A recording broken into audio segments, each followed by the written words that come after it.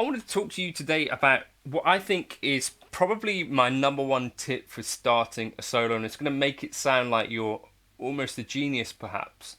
And it's something so simple that maybe you don't need to watch the entire video even to give this a try. But the idea is that you're going to either start the solo with how the original solo started, concentrating on improvisation here, but or making your own stuff, but start it in the way that the original solo started, or start it with something else that you've heard before. It sounds super simple. I'm going to explain it in a couple of different ways and a few ways that I use this personally to make things sound more cohesive, to make it sound like I've heard the song before, and in general give what I'm doing a little bit of glue. Now, what we're going to be playing over for this first bit here. This channel is supported by TrueFire. TrueFire is an online library of lessons from some of my favourite players. There's thousands of lessons on there. You can use the promo code JNC40 to get 40% off of any of their courses. I'm just going to give you like a quick take over a song that you're going to recognise. But this is kind of a case in point where you're thinking like, I want to improvise something, but I don't really know where to start. I think this is a common thing. You know, you start off with nothing. How do you end up with something? So here we go.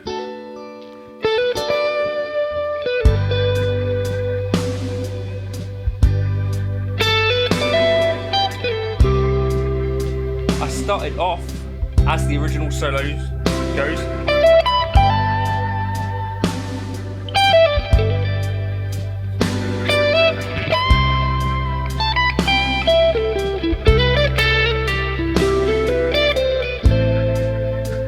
That as my jumping off point.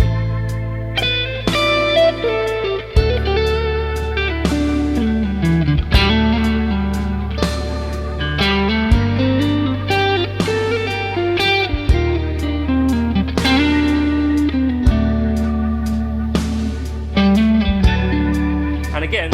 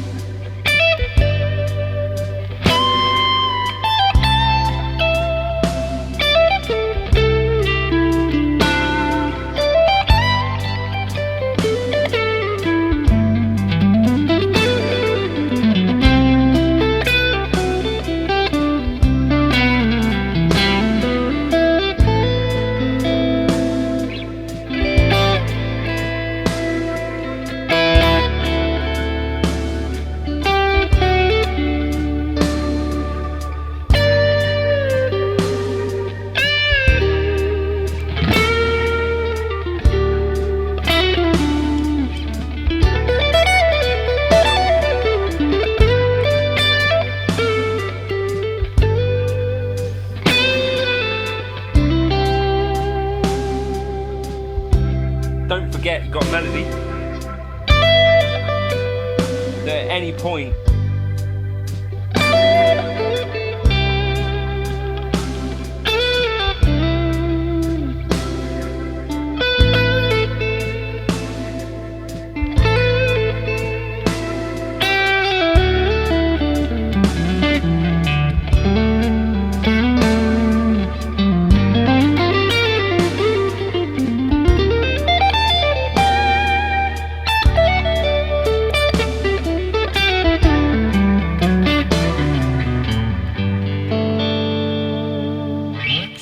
such a simple idea, but in terms of actually improvising and then trying to start off with a mindset that is going to kind of hopefully keep you in a sense where it's not like you're wondering what to play, but you're kind of naturally letting things flow.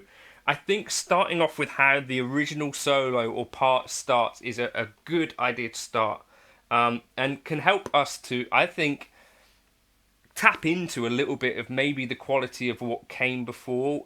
And I think that is a good way in general to kind of practice improvising, so that it's not just every time you're going with a complete blank slate. So obviously that was the tune Layla, and the solo there, we're going to start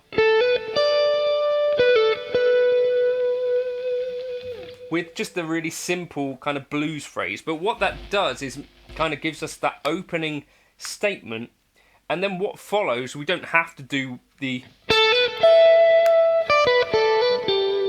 whatever Eric actually did. We could do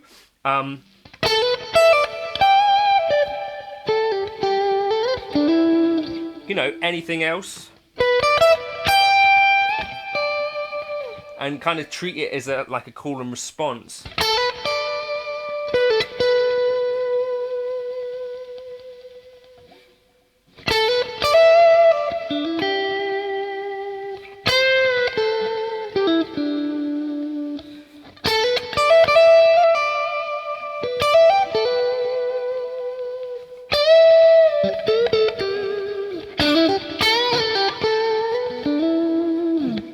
And it kind of is a really good principle in general, I think. So, like, for Simply the Best is another example where I would always start it with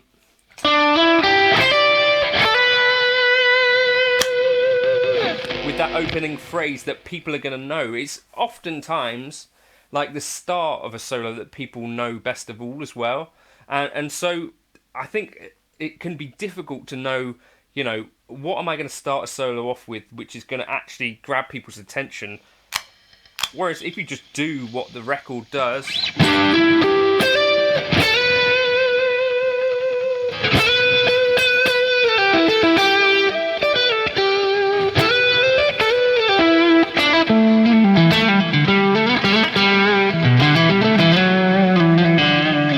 it could be a really, really great jumping off point. Now, this is also a little bit of a secret to how I would actually come up with a recording where, there have been a couple of times where I've been asked to play on someone's album. The thing is, you listen to this track, it might be in demo form, it's not necessarily always that easy to know what kind of solo they're going for. They might give you like a tip or some sort of thing. Like, I was thinking about something like Brian May, and then you say, well, maybe you ask Brian May to play on it, because I'm not Brian May.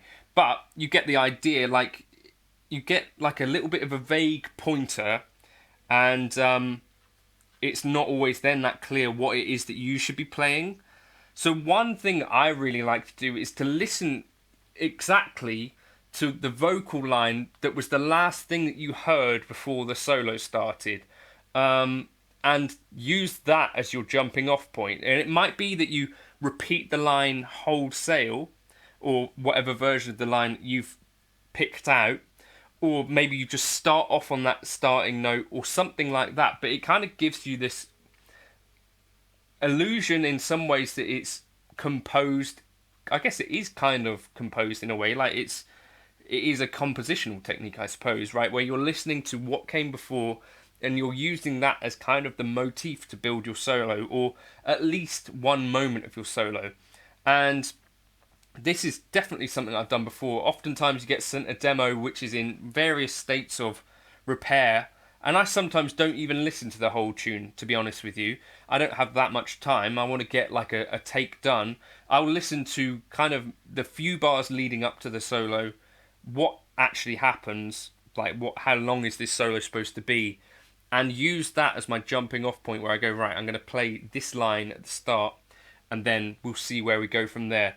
Another thing you could do from this as an idea, so if you're soloing over a chord progression where there is a melody that already existed, so say you're playing over Gravity, or Glavity, or any other Eric Clapton tune, we could dip in and out of the melody. Now, this is something really that I kind of got from jazz players more than anything else.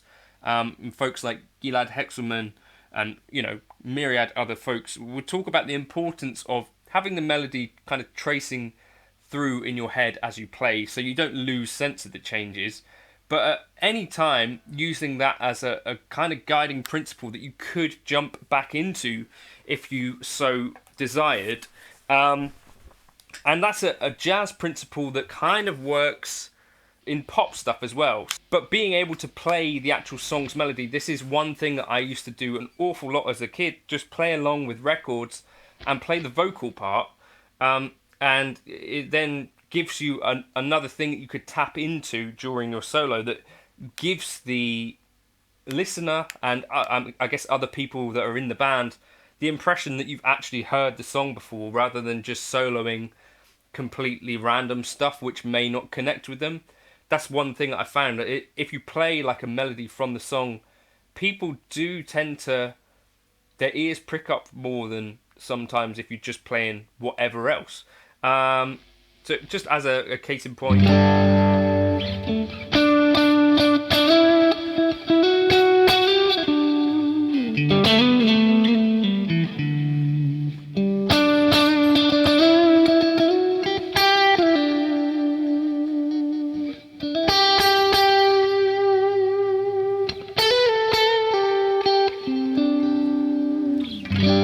that's not a good example. Like if we were playing like over a jazz tune,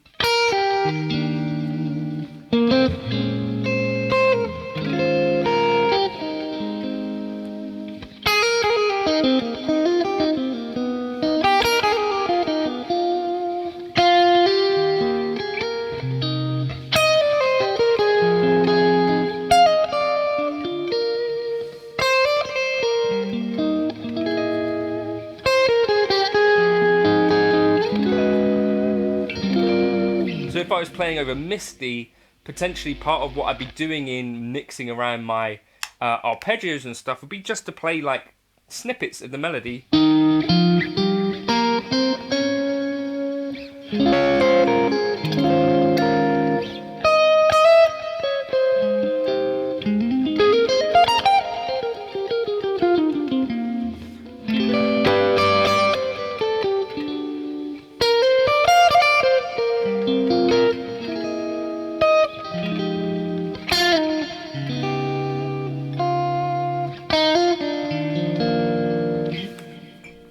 It is. Oh, I just sat on a microphone. It is a really simple approach, but I think effective, and something that, I think should be noted as a valid kind of way to start an improvisation, and certainly an important thing. If you want to make it sound as if you've heard what happened before, if got some idea of what the solo might sounded like originally, if you want to play in the style of that solo without playing note for note, starting off your phrase with that, and equally if you're playing on someone else's record, start off with a phrase that sounds like a vocal melody that came before. Just a little bit of a tip that I wanted to share. Cheers for stopping by.